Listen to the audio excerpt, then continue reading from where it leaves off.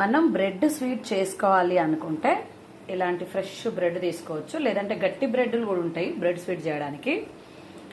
వీటిని మంచిగా నెయ్యి వేసుకొని లేదంటే డాల్డా వేసుకొని బాగా వేయించుకోవాలి.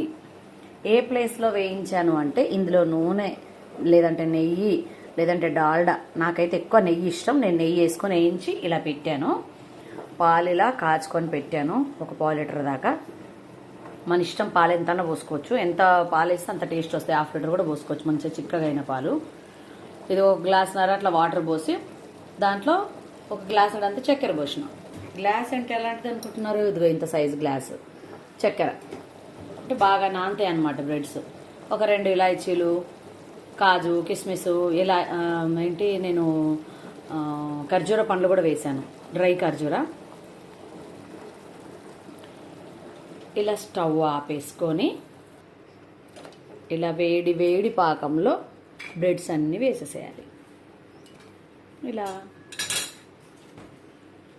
ఇలా ఇలా బాగా రెడ్గా కూడా చేసుకోవచ్చు. ఇదిగో ఇలా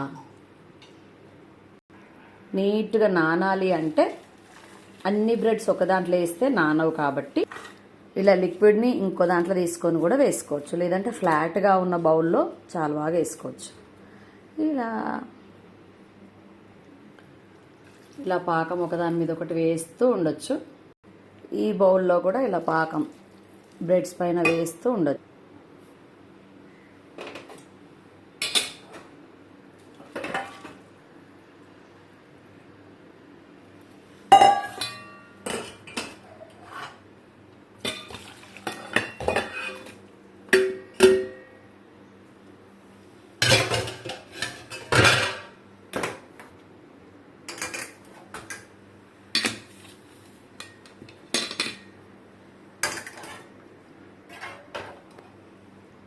మంచిగా వేడి వేడి పాలను ఇలా స్వీట్ మీద పోసేసుకోవాలి. ఇంకా కావాలంటే ఇంకా కొంచెం పాలు మరిగించుకొని చల్లబడ్డాక, లైట్గా చల్లబడ్డాక వేయాలి. వేడి వేడి పాలు వేస్తే విరిగిపోతుంది.